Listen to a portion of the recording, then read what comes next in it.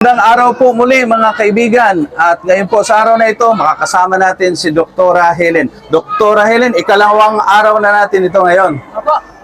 At ngayon po ay ano yung mga unang nagaganap sa unang araw natin? Kahapon, nung unang araw natin, nandun tayo sa Kalabanga. At ang nangyari, maraming taong naging masaya, natuwa sila Yes. dahil meron tayong medical, may dental, may optical, may bunot, at meron tayong synchro, yung mga naghihilot na nakakalakad. At Kompleto. alam po ninyo, alam po ninyo, doon sa Kalabanga, meron tayong 1,365 Wow, na ang dami. services na Grabe. serve sa kanila. Kaya tuwang-tuwa ang barangay Yes. ng Kalabanga. Mapagsilbihan natin. Napagsilbihan natin. Okay. Ngayon, Yun. nandito tayo sa Ikalawang araw na. ikalawang araw, Ocampo. Ayugan. Camarinesor. Ayugan, Ocampo, Camarinesor. Okay. Opo. Ngayon, titingnan natin at abangan natin ang Yun. mangyayari Hanggang at matapos. hintayin ninyo. Bibigay namin sa inyo kung ano ang mangyayari ngayong araw na ito. Ayan.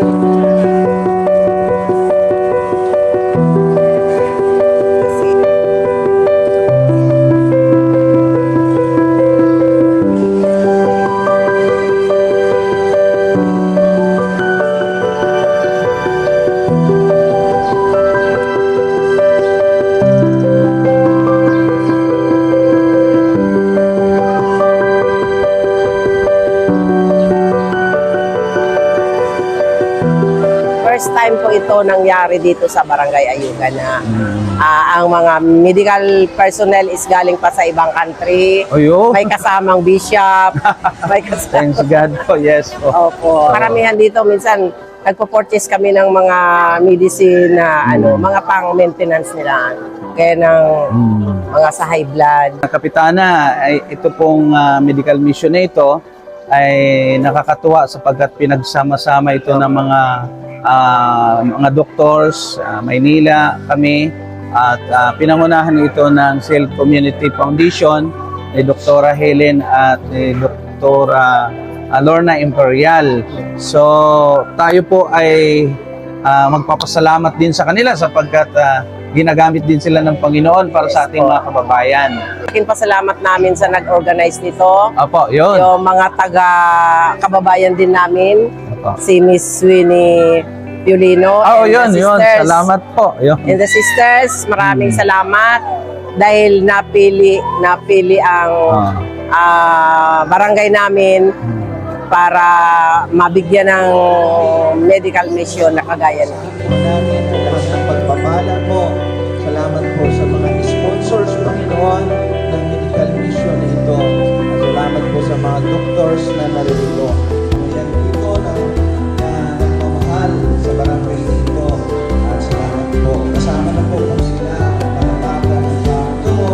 At sa pangalan ni Jesus, naniwala kami naman. At lakas-lakasan nyo naman ang inyong palakpak sa mga doctors natin. Ayan. Bishop, kahapon na andon tayo sa La Purisima, Kipayo, Kalabanga na barangay. Yes. Alam po ninyo, Bishop, nakapag-serve tayo doon ng 1,235. Wow. Dami ha. Ang dami. Yes. Pero mas marami tayong napag-servan ngayon dito sa Ayugan, Ocampo, Camarinesor, sa pangunguna ni Maria Elizabeth Banyaria. Thanks God. Mas marami. Yes, umabot sa 2,287 services. Ayun. Praise So the Lord. maraming natulungan tayo. At dahil siguro nabalitaan nila kahapon, kaya Successful. dumami ngayon. Yun. Oo. At napakaayos. Mas Walang gulo. Mas organized. organized. Kaya salamat sa barangay na ito. Ayun. So, yun mga kaibigan, ano? Grabe, Dr. Helen, yung pagkilos ng Diyos sapagkat isipin natin na ganun-ganun lang, pero ang dami palang mga kababayang naghihintay sa atin. Oh yes, dahil ang Panginoon gumagawa ng paraan Oo. na gamitin ng isang tao para makatulong sa kanyang mga anak. Tama. At ngayon naman po, Dr. Helen, sino-sino yung ating dapat pasalamatan? Ay, oo, kailangan natin pasalamatan yung ating mga sponsor, lalo na ang Zeal Medical Mission Foundation dahil ito po ang naging tulay ng mga taga US, taga Canada, sa lahat ng international dahil itong Zeal Medical Mission Foundation ay ito ang nagiging tulay Thanks, para makaserve sila dito sa Philippines. Yun. So yun ang MAFA na ang nangunguna dito noon pasalamatan ay si na. Doktora Yun. Lorna Imperial. Salamat At po. pasasalamatan din natin dito si Dr. Winnie Piolino Stafford. Dahil Maraming salamat. isa din po siya sa tumulong na mag-finance dito sa medical mission na ito. Kung hindi sa kanila, wala tayong natulungan. Of course. Kaya sila ang naging instrumento ng Panginoon para madala ang tulong sa barangay na ito. At doktora, kasama na rin yung buong team ng mga doctors na kasama natin sa Oh medical yes, mission. yung mga doctors natin, alam po ninyo yung ating mga doctors, iniwanan po nila yung kanilang hanap buhay sa kanilang mga Yes, so ilang lugar. araw din yun. at pumunta sila dito nang walang bayad. Ha? Wala pong bayad. Pero masaya silang nagserbisyo. It's because they are serving God, not Yes, serving people tao. also. Yes. So nagkakaisa, masaya tayo. Yes. Mula pa, papunta pa lang dito, masaya na eh. Oo, Okay. dahil may pag-ibig. Yun, mayroong one vision, one mission. Yes. So one goal po, abutin ang pangangailangan ng taong bayan. Okay? Ipadama ang pag-ibig ng Diyos kasi holistic approach na tayo.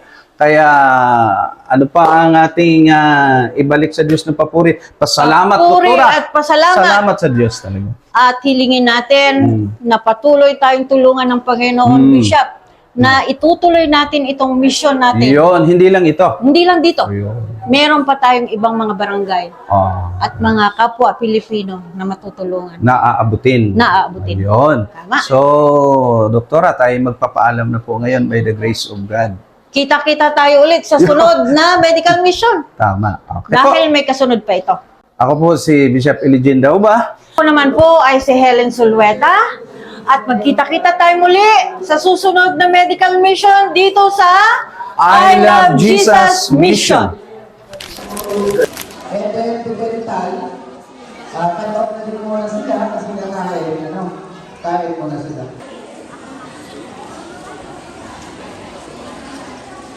Kasi sa medical po, nagkatok ng nabok at tamalan sa mga